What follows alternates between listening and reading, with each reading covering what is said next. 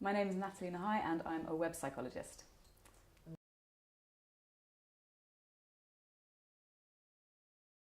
I think possibly because it's a less invasive and threatening way to do something which is emotionally quite difficult to do.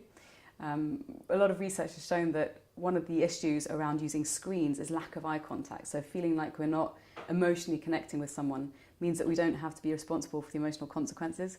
So I think that's probably one of the driving factors behind using tech to break up. So I think one of the reasons that women break up by text, and that's happening more and more, is the fact that they don't have to deal with the fallout. So when you send a text, you don't have to worry about someone screaming at you or crying or being upset and having a public display and it becoming very messy. It just means that you've got that level of safety and removal that means that you can just go about your life without worrying about the aftermath.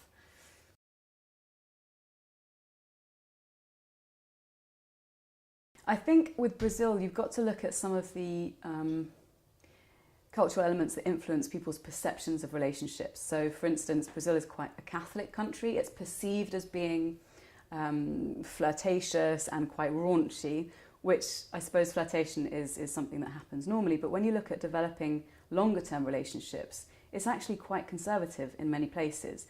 And I think that's probably why there's so much vetting of potential partners, because often in relationships, the woman will send out a friend to vet her potential date or to ask him to go on a date with her. So there's that level of removal. So of course, another element of removal, instead of the middleman, could be social media. So instead of getting my mate to do it, I'll look online and check for myself whether I want to pursue this guy. And why do you think the women in France are a lot more conservative? That's a good question. I wonder if it's because traditionally there's more autonomy for women to kind of be direct with their mate choices.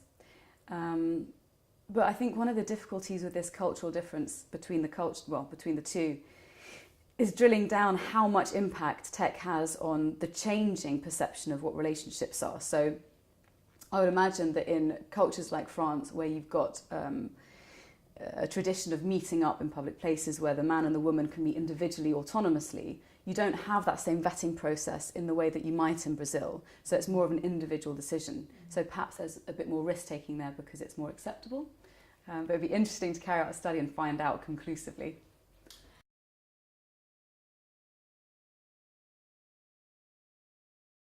More than 50% of women, or almost 50% of women, would sacrifice sex for their phones.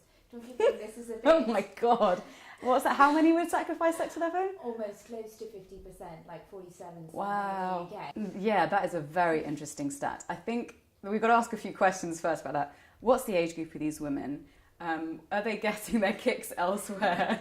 But also, actually, one of the key elements about that, I think, is the fact that we're finding technology now so addictive. There's a neurochemical in the brain, it's a hormone called dopamine, which is strongly associated with reward. And a lot of the stuff that we do, so Facebook likes, the emails that we hear pinging in, tap into that system. So eventually, every time we hear something like a tweet or an alert go off, we get a small shot of dopamine. So we get a hit, basically. So you kind of many of us get into this addictive cycle.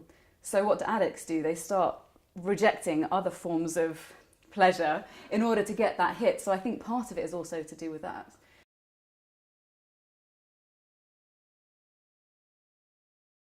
I think one of the key differences that if you take a longer term view about what social media is, it's not just technology. We've had social media for basically as long as we've been alive. So the earlier social media would have been talk.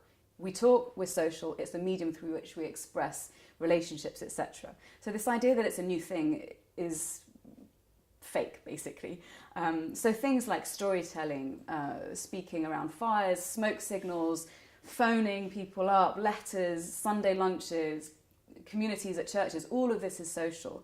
I think the shift that we've seen recently is just that it's the most easily accessible, immediate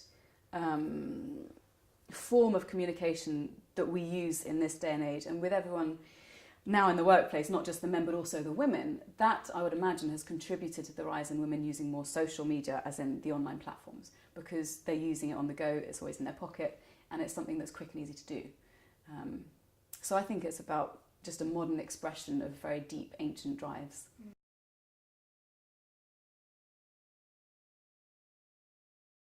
Oh, it's interesting because there was a difference in how many women do that. I was surprised that in the UK it's 18%, which is like 1 in 5. Yeah. I think that the main culprit is probably just insecurity. And I wonder if it's around, and again this is speculation, I wonder if it's around cultural scripting around what a relationship should be, and if men have more access to, there's big issues around online pornography or access to ex-girlfriends on Facebook, whether women who are already a little bit uncomfortable, unsure in their relationship would then spy on the men to give themselves reassurance. I'd be interesting to see what the stats are for the men, if there's a reciprocal behaviour there, or if the men find a different way of expressing their anxiety around relationships. Given that I think women tend to communicate in language more, and so they'd probably be more prone to that kind of checking behaviour. So one of the biggest myths is, oh, older people don't use tech. Yes, they do use tech. They don't use it necessarily in the same way. But basically there are trends that show that people up to about 60, 70 use tech as much as younger people now, just in a different way. So I think that what's interesting is not that they're using it, because that's a myth that we've busted, but more the fact that they're using it to check things like their friends, common interests. So there's a different focus of why they're checking. So things like, do they have this community in common, or do they have like-minded interests in music? So I think it's possibly more of a compatibility search, potentially for a longer-term mate, or just to sort of not waste time on people that they're not going to have anything in common with. I think that's interesting. It sounds like smarter searching to me. Yeah.